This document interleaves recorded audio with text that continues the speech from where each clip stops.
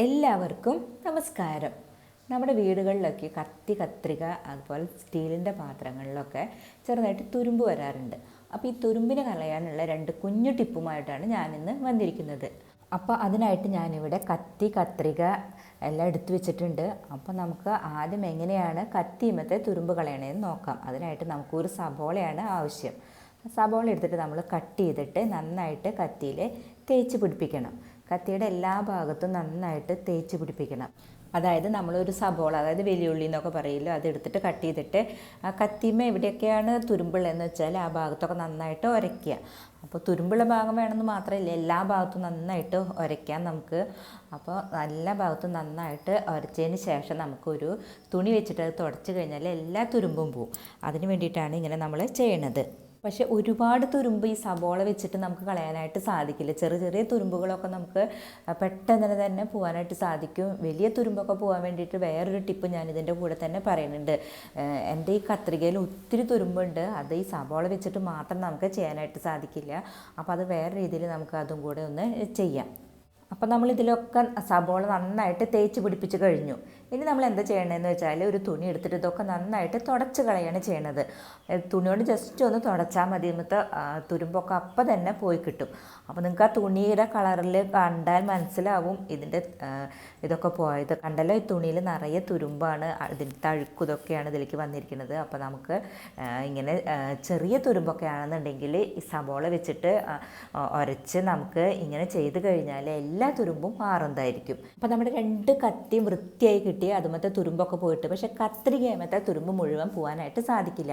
അത് ഒത്തിരി തുരുമ്പുണ്ടെങ്കിൽ സബോള വെച്ച് നമുക്ക് ചെയ്യാൻ സാധിക്കില്ല. കുറച്ച് തുരുമ്പൊക്കെയാണ് പറ്റുള്ളൂ. എന്നാലുണ്ടല്ലോ, ചെറുനാരങ്ങ നീരും ഉപ്പും കൂടിയിട്ടുള്ള മിശ്രിതത്തിന് ഉണ്ടല്ലോ എത്ര വലിയ തുരുമ്പ് കളയാനായിട്ട് സാധിക്കും. നമ്മൾ അത് വെച്ചിട്ടാണ് ഇനി ഏറ്റവും വലിയ തുരുമ്പൊക്കെ കളയണത്. അതിൻ്റെ കൂടെ ഒരു തുള്ളി ഡിഷ് വാഷും കൂടെ ആഡ് ചെയ്ത് കഴിഞ്ഞാൽ മെഴുക്കും അഴുക്കൊക്കെ പോയിട്ട് അത് വൃത്തിയായിട്ട് കിട്ടും. അപ്പോൾ അതിനായിട്ട് ഞാനിവിടെ കുറച്ച് ഉപ്പുപൊടി എടുത്ത് വെച്ചിട്ടുണ്ട്. അതിലേക്ക് ആവശ്യാനുസരണം ചെറുനാരങ്ങ പിഴിഞ്ഞൊഴിച്ചു. അതിനുശേഷം അതിലേക്ക് ഒരൊറ്റ ഡിഷ് വാഷും കൂടെ ആഡ് ചെയ്ത് കഴിഞ്ഞു.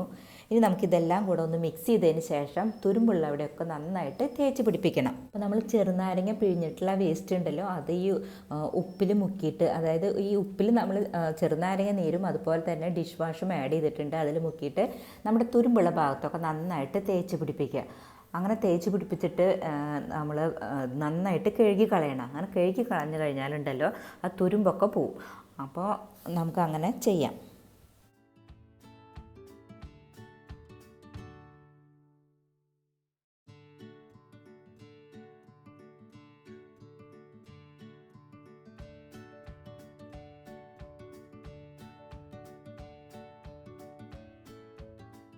അപ്പോൾ നമ്മൾ കത്രികയുടെ എല്ലാ ഭാഗത്തും ഇത് തേച്ച് പിടിപ്പിച്ച് കഴിഞ്ഞു. ഇപ്പം തന്നെ കഴുകണേക്കാം മുമ്പ് തന്നെ അതിലത്തെ എല്ലാ തുരുമ്പും പോയതായിട്ട് നിങ്ങൾക്ക് കാണാനായിട്ട് സാധിക്കും. ഇനി അത് കഴുകി തുടച്ച് കഴിഞ്ഞാൽ ഇത് കറക്റ്റായിട്ട് പോയിട്ടുണ്ടാവും.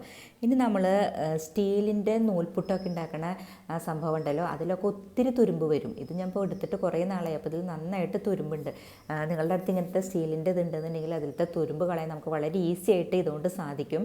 ഇപ്പം നമ്മൾ കത്രികയിലെ തുരുമ്പ് കളഞ്ഞല്ലോ, അതുപോലെ തന്നെ നമ്മൾ ഇതിലേക്ക് ഈ ചെറുനാരങ്ങ നീരും ഉപ്പുപൊടിയും അതുപോലെ തന്നെ ഡിഷ് വാഷും ചേർന്നിട്ടുള്ള മിശ്രിതം ഈ ചെറുനാരങ്ങയുടെ തൊലി വെച്ചിട്ട് തന്നെ എല്ലാ ഭാഗത്തും നന്നായിട്ട് തേച്ച് പിടിപ്പിക്കണം. ഇതിൻ്റെ ചെറിയ ഡിസൈനൊക്കെ ഉള്ള ഭാഗം അല്ലെങ്കിൽ ഉൾഭാഗത്തൊക്കെ ചെറുനാരങ്ങ തൊലി വെച്ചിട്ട് പറ്റില്ല.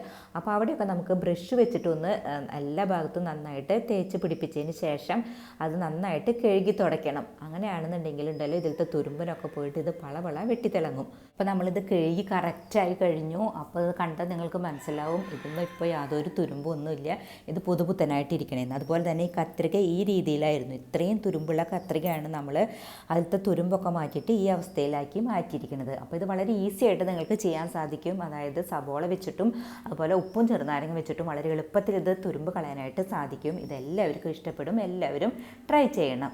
സബ്സ്ക്രൈബ് ചെയ്യാത്തവർ ദയവായി സബ്സ്ക്രൈബ് ചെയ്യണം, ലൈക്ക് ചെയ്യണം, ഷെയർ ചെയ്യണം. കൂടാതെ ആ ബെല്ലൈക്കൺ കൂടെ ഒന്ന് ക്ലിക്ക് ചെയ്യണം. എങ്കിൽ മാത്രമാണ് ഞാനിടുന്ന പുതിയ വീഡിയോകളിലെ നോട്ടിഫിക്കേഷൻ നിങ്ങൾക്ക് കിട്ടുകയുള്ളൂ. നന്ദി, നമസ്കാരം.